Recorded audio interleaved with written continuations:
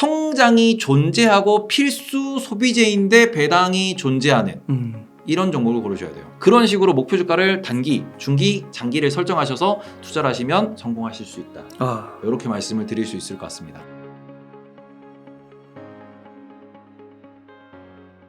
2차전지 한번 네. 여쭙고 싶은데 에코프로가 거의 이제 100만 원 가까이 되는 것 같아요.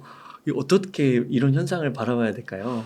저는 뭐 제 유튜브 가장 최근 에코프로 영상이 사지 마세요 영상이기 때문에 그걸 보신 투자자들 분들이 너 틀렸어 이러는데 그 전 영상 보시면은 제가 목표 주가 100만 원이라고 딱 적어놨습니다. 왜 그렇게 말씀을 드렸냐? 지금 50만 원대를 찍고는 횡보하던 애가 80만 원 갔다가 다시 50만 원대까지 갔어요. 그러면 여기에서 지금 쭉쭉쭉 올라와서 80만 원을 뚫고 전고점을 뚫자마자부터 쇼커버가 튀어나오고 90만 원 넘어서 100만 원을 향해 가고 있습니다. 근데 제가 왜 100만 원을 말씀드리느냐? 첫째는 라운드 피규어예요. 왜냐 그러면은 지금 에코프로를 가치를 보고 투자하는 분들이 얼마나 계실까요? 이건 냉정하게 생각을 하셔야 돼요.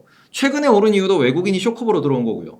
말 그대로 수급을 보고 가는 종목이기 때문에 수급에 의해서 올라가는 종목이라 그러면은 이거는 라운드 피규어를 중심으로 보는 게 맞습니다. 만약에 100만 원을 뚫고 난 뒤에도 이슈가 계속 살아있고 수급이 계속 붙는다 그러면은 다음 목표 주가는 125, 150이 될 거예요. 라운드 피규어가 뭐예요? 말 그대로 이게 끝에가 000으로 끝나는. 우리가 뭐 매수 매도 할 때 이게 비트코인으로 이제 적용해서 말씀드리면 좀 쉬운데 비트코인이 25,000달러에서 안 움직이다가 오르면 30,000달러에서 멈추죠. 30,000달러에서 움직이다가 떨어지면 25,000달러에서 멈춥니다. 이런 부분에서 차트 그 다음에는 말 그대로 상징적인 숫자 이런 얘기를 합니다.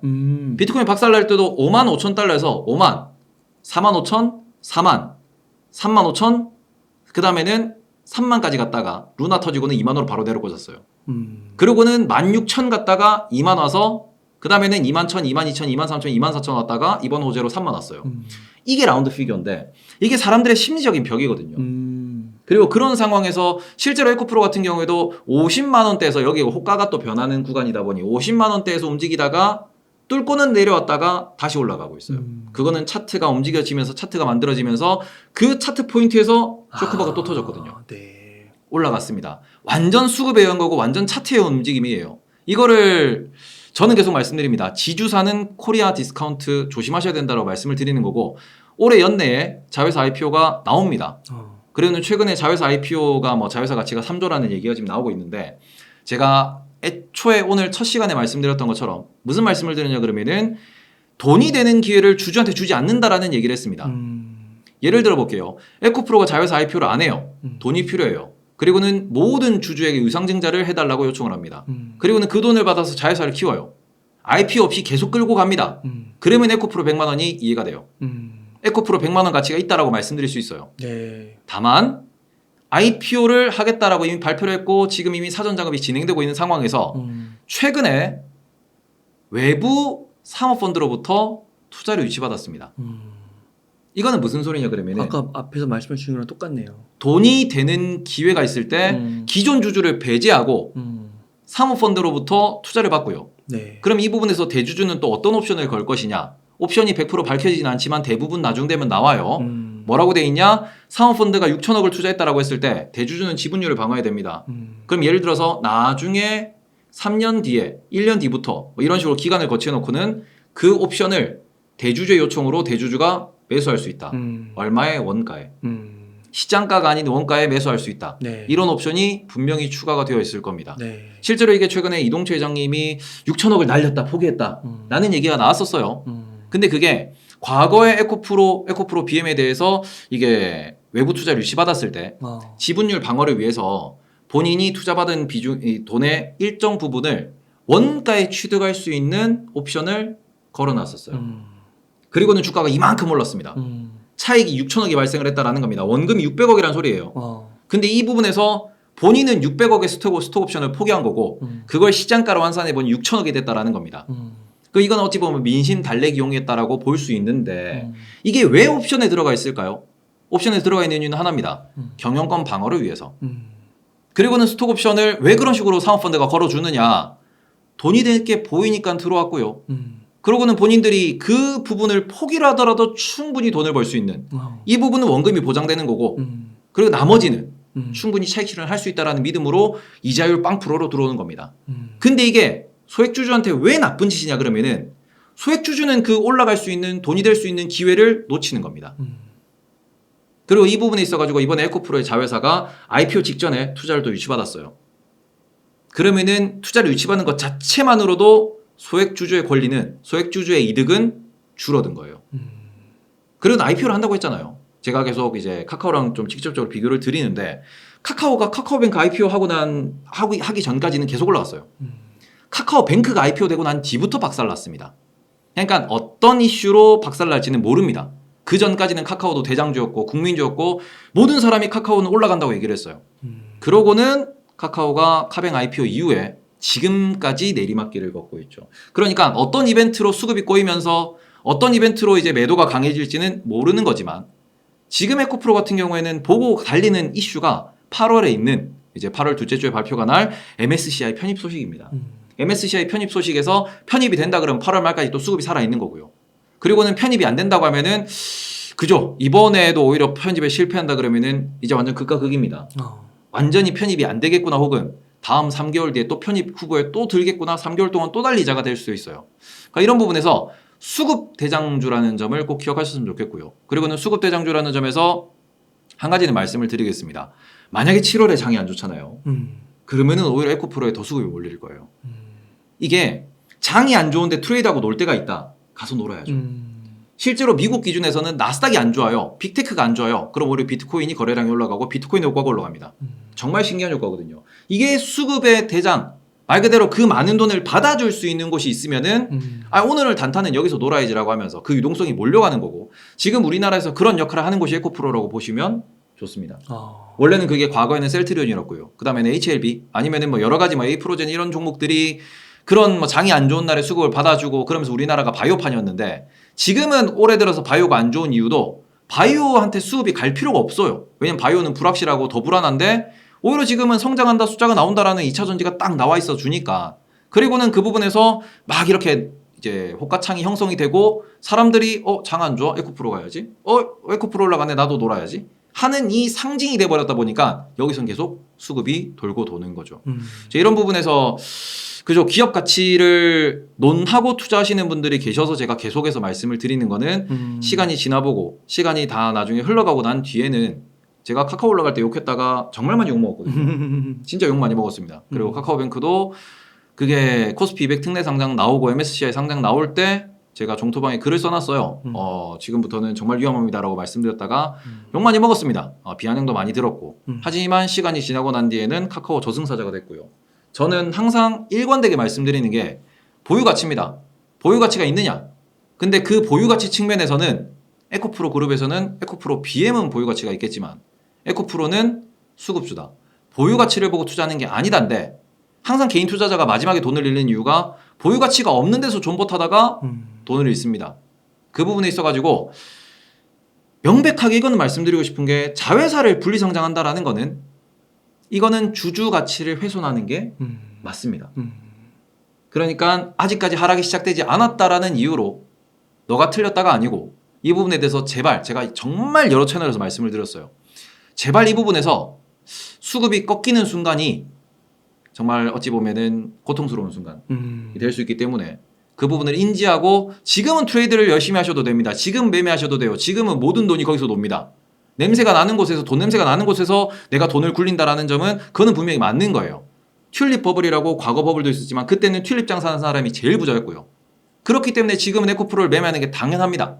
다만 이 부분에서 어떤 이슈로 이 파티가 끝날지는 모르겠지만, 파티가 끝나기 전에 다들 충분히 수익을 내시고 충분히 좀 냉정하게 좀 투자를 하셨으면 좋겠다라고 말씀을 드리고 싶습니다. 네. 감사합니다. 또 욕먹겠죠? 네. 그리고 또 한 가지 좀 여쭙고 싶은 게, 이제 배당주에 관심을 좀 가지시는 분들이 통신주 중에 SK텔레콤 같은 경우가 연중 최저가 기록해서 근데 그 배당이 또 7%가 넘는다고 하더라고요. 그래서 요거 좀 어떻게 보시냐고 물어봐 달라고 하더라고요. 일단은 이 SK텔레콤 같은 경우에는 뭐 최근에 보시는 분들 중에서 전저점을 깼다라고 보시는 분들도 계십니다. 전저점을 한 200~300원 정도 더 깨고 내려왔더라고요. 그런 부분에서 첫 번째는 지금 시장의 분위기입니다. 우리나라가 지금 통신주만 하락하냐 그러면은 아니에요. 코스피 200에 있는 대부분의 종목들이 삼성전자, 하이닉스는 살아있지만 대부분의 종목들이 그냥 밀립니다. 네. 케미컬 기업들 아니면은 뭐 LG생활건강 아니면은 뭐 대부분의 뭐 심지어는 삼성바이오로직스의 셀트리온까지도 그냥 다 밀렸어요.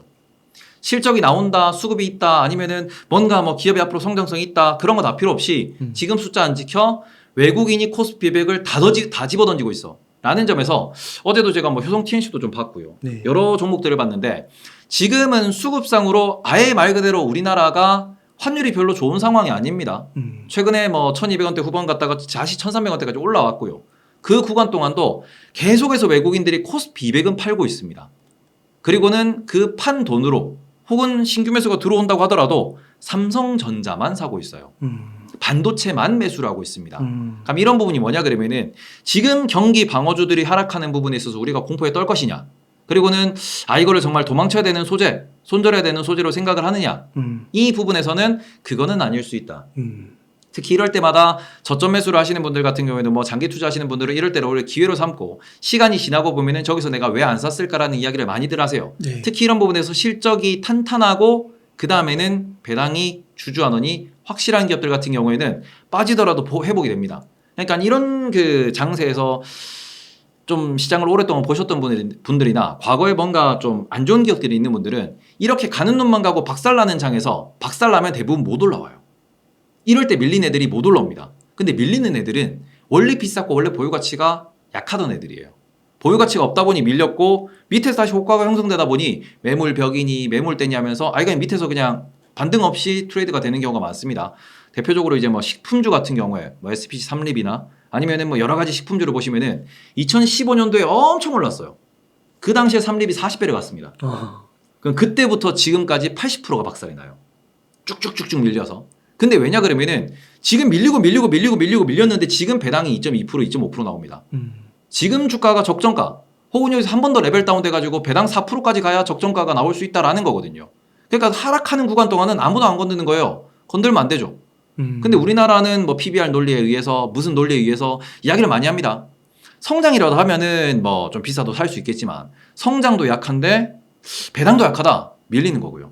그 관점에서 현재 은행이나 통신 같은 경우에는 성장이 약해요. 그거는 팩트입니다. 근데 배당이 강합니다. 이런 종목들은 밀리고 난 뒤에 어느 정도 바닥에서 혹은 환율이 다시 돌아올 때 혹은 외국인들이 글로벌로 신흥국으로 매수가 들어올 때면 다시 올라갑니다. 물론 재미가 없지만 지금 같은 경우에 정말 살 게 없고 좀 무섭다. 그리고는 뭘 사야 좀 바닥에서 살 수 있을까 그러면은 성장이 존재하고 필수 소비재인데 배당이 존재하는 이런 종목을 고르셔야 돼요. 그래서 그런 종목에서 저는 지금의 탑픽 같은 경우에는 어차피 반도체 사이클에 대해서 여전히 긍정적으로 생각을 하니까 탑픽은 반도체지만 네. 그건 좀 무서워. 조정이 셀 것 같아. 라고 하시면은 오히려 지금 기회에는 배당이 튼튼한 통신이 좀 좋고요. 은행은 개인적으로 좀 더 규제 이슈가 통신보다는 좀 더 강하기 때문에 은행 같은 경우에는 이제 통신보다는 차순위로 보시는 게 맞지 않나. 이런 측면에서 오히려 그러면은 상사 쪽을 공부하시는 분도 계세요. 상사 쪽도 고배당입니다. 이런 부분에서 꾸준히 배당이 나오는 그리고 꾸준히 주주환원이 유지될 수 있는 기업에 대해서 접근하셨으면 좋겠고 그런 부분에서 저는 통신사 같은 경우에는 부정적으로 보실 필요는 없다. 네. 네, 다만 SKT가 한 가지는 주의하셔야 되는 게 이미 배당 성향이 70%에서 80%가 나옵니다. 많이 주네요. 이미 버는 돈의 7, 80%를 배당으로 주다 보니 배당이 성장할 가능성은 조금 낮아요. 그런 부분에서는 통신에서는 오히려 U+나 오히려 KT 같은 경우가 배당 성장할 여력은 더 있다 보니 이 부분에서도 고민을 좀 하시면서 투자처를 선택하시는 게 어떨까라고 말씀을 드리고 싶습니다. 그러면 대략 7%면 네. 배당이 주가가 올라서 몇 프로 정도까지면은 적정하다고 보세요? 보통 배당주 같은 경우에는 지금처럼 고금리 시기면은 예금 이자랑 비교하시는 게 좀 적절해요. 네. 예금 이자가 지금 5%다라고 하면은 배당주는 한 5.5%? 아. 정도까지를 목표 가격으로 이제 배당이 5.5%라고 나올 수 있는 그 주가를 역산해서 그 정도까지 적정 주가로 갈 수 있지 않을까라고 보시는 게 좋고요. 그리고 이게 저금리 시대.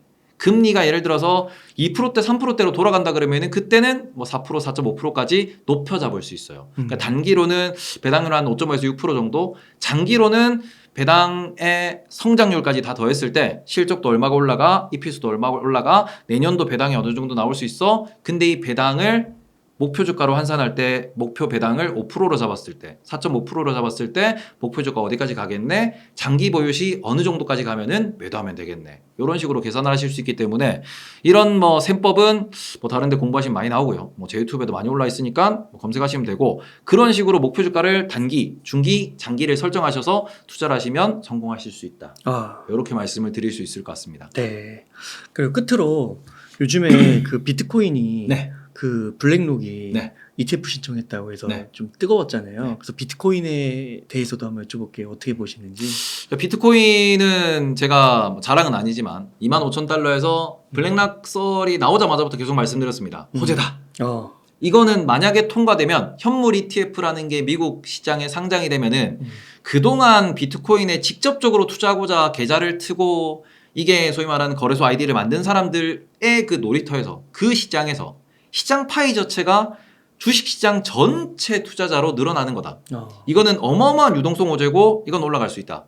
현물 ETF 등록된다, 심사가 된다, 심사 통과했다라는 얘기가 나오면은 그땐 비트코인 그냥 막 사셔도 된다. 네. 말씀드렸어요. 왜냐하면은 비트코인을 투자하고 싶지만 귀찮아서 어떻게 투자하는지 몰라서 투자를 못 하신 분들 되게 많습니다. 근데 이게 미국 시장에 현물 ETF를, 지금은 캐나다 시장도 선물 ETF만 있는 걸로 알고 있습니다. 다른 애들이 다 선물 ETF가 그 상장이 돼 있다 보니까 선물 시장이라는 거는 비트코인에 직접적으로 가격을 막 끌어올리는 효과까지는 보이기가 어려워요. 그리고는 선물에서 이게 매수를 한다라고 하더라도 다른 데서 파생 상품을 통해서 뭘 통해서 이게 지금 비트코인 가격과 연동될 수 있도록 롱숏을 다 잡아놓거든요. 그런데 이거는 현물 ETF가 상장돼. 분명히 그러면 롱 ETF, 숏 ETF 둘 다 나올 겁니다. 말 그대로 비트코인을 사는 ETF와 파는 ETF가 다 나올 거예요. 그럼에도 불구하고 매수하려는 분들이, 매수하려는 돈이 상당히 큰 자금일 것이기 때문에 그러면 사도 된다. 그때는 뛰어가서 비트코인 계좌 만들어서 바로 거래소 바로 만들어서 바로 이제 사셔야 된다, 투자를 하셔야 된다 라는 말씀을 드렸으나 SEC가 지금 코인을 되게 경계하고 있죠. 그렇죠. 근데 그 상황에서 현물 ETF에 대해서 증거 불충분, 자료 불충분이라고 반려를 했습니다.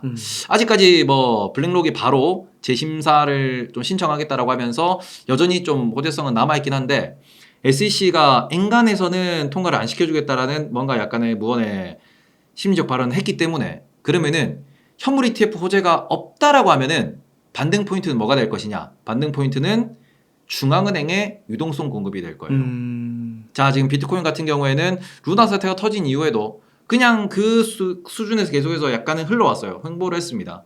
그런데 이 부분에서 언제부터 금액이 딱 떴나 그러면은 SBB 사태가 터지고, 그냥 장이 좋으니까 심리가 좋으니까 아니에요. 지금도 뜨다 말고 조정을 받다가 또 떠서 조정을 또 받고 있습니다.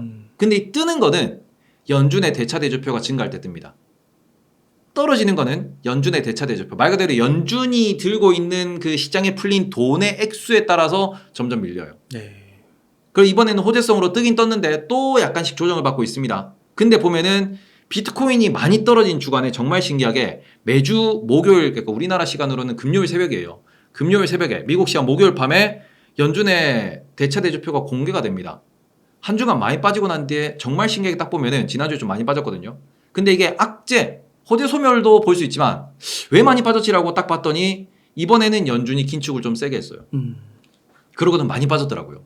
근데 이게 시장의 돈의 흐름과 그 돈 심리에 따라 가지고 비트코인이 오히려 연준의 대차 대조표를 수용하고 있는 거다라고 가정을 하면은 비트코인이 반등하기 위해서는 연준이 다시 돈을 푸는, 말 그대로 지금의 긴축이 끝났을 시점이 비트코인이 다시 한번 대세 상승을 외칠 수 있는 구간이 될 것이다. 이런 부분에서 보시면은 비트코인은 장기로 보셔야죠. 그리고 반대로 봤을 때 연준의 대차 대조표에 연동된다라고 하면은 비트코인은 이미 우리 시스템 안에 들어와 있는 자산입니다. 전 세계에서 모든 사람이 알고 있다라는 점만 보더라도 이미 자산이 됐고요. 그리고는 지금 그 부분에서 기능성까지 갖추고 있어요. 유동성을 체크하는 포인트가 되고 있는 거죠. 유동성이 늘어나면 매수해야 된다라는 사람들이 늘어나면 늘어날수록 유동성에 더 민감하게 반응할 것이고, 그리고는 현금 유동성, 달러 유동성이 늘어나면은 시장은 비트코인을 매수라고 바라볼 겁니다. 이제 그런 부분에서 지금 단기, 짧게로는 현물 ETF가 다시 상장될 수 있는가, 다시 이게 추진됐을 때 긍정적인 방향이 갈 수 있는가가 비트코인의 단기 시황이 될 것이고, 장기적으로는 유동성, 현금이 얼마나 늘어나느냐, M2 통화량 이런 것들을 보면서 비트코인의 방향성을 잡아가는 게 좀 더 현명한 투자가 될 것 같다라고 생각하고 있습니다. 그럼 지금 막 금리 인상한다고 하잖아요. 네. 의지를 막 계속 강하게 내비치더라고요. 네.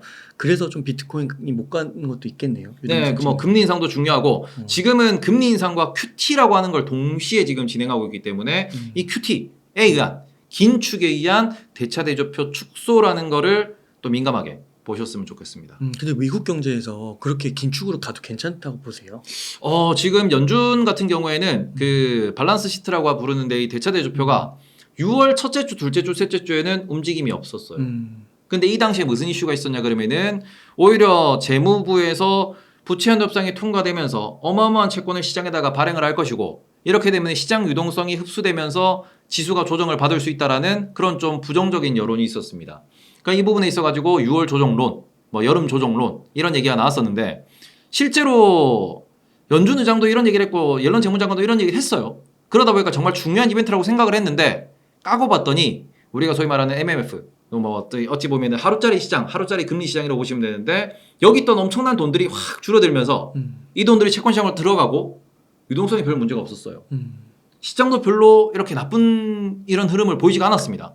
그러다 보니 오히려 시장은 시장대로 올라가고 그리고는 재무부가 발행한 채권 시장은 기존의 다른 시장에서 있던 돈들이 확 들어갔고 이러다 보니까 다시 연준이 긴축을 시작했어요. 그러니까 지난 2주 동안 긴축 속도가 점점 다시 빨라지고 있습니다. 정상화되고 있어요. 그러니까 연준 입장에서는 본인들이 지금 시장을 컨트롤할 수 있다고 믿고 있는 이유도 무너질 것 같으면 다시 돈을 슬금슬금 풀면 되고 펀드를 기금을 조성하면 되고 금리를 낮추면 돼요. 근데 지금은 긴축을 해도 된다라고 판단하는 이유는 긴축을 하더라도 고용이 꺾이지가 않고 주택시장이 꺾이지가 않고 실제로 지금 미국에서 제일 걱정하는 게 주택시장이 꺾이지 않는다라는 점이니까 실제로 주택은 반등하고 있습니다. 중고차도 반등하고 있어요. 자산시장이 반등해서 올라오고 있습니다. 그럼 이러면은 긴축 좀 세게 해도 되겠네. 사고 나면 해결하지 뭐. 라는 측면이고 시스템 리스크도 SVB가 터진 이후에 많이 안정되다 보니 지금 현재 미국 시장에서 혹은 연준에서는 긴축해도 된다라는 스탠스가 좀 더 강하다라고 보셔야 될 것 같고요. 네. 이제 금리를 올리다가도 지금은 계속 핵심적으로 말씀드리는 게 미국은 박살 안 나요. 미국은 어떻게든 막습니다. 미국이 중요한 게 아니에요. 우리가 하락에 대해서 경기 침체에 대해서 박살에 대해서 경기할 거면은 미국을 보시는 게 아니고 한국, 이탈리아, 영국, 스페인 이런 곳들을 보셔야 됩니다. 약한 고리들. 항상 이런 뭔가 강한 긴축 아니면은 파티의 끝은 약한 고리가 터지면서 끝나요. 근데 그 약한 고리가 그쪽 제발 한국이 안 됐으면 좋겠다라고 두 손 간절히 모아서 바라고요. 그 부분에서 유럽 어딘가에서 어떤 소식이 나오는지도 좀 중요하게 보셨으면 좋겠고 최근에는 중국의 지역은행들, 중국에 있는 좀 대형은행들에 대한 안 좋은 보고서도 나왔어요. 골드만삭스에서 의견이 나오고 이번 주 기준으로 지금 홍콩에 있는 항생지수에 있는 은행들이 개박살나고 있습니다. 10%씩 빠지고 있는데 이 부분에서도 중국의 은행들, 중국의 지방정부 이슈도 조금 체크를 하셔야 된다. 그러니까 오히려 미국만 바라보다가는 뒤통수 맞을 수 있고요.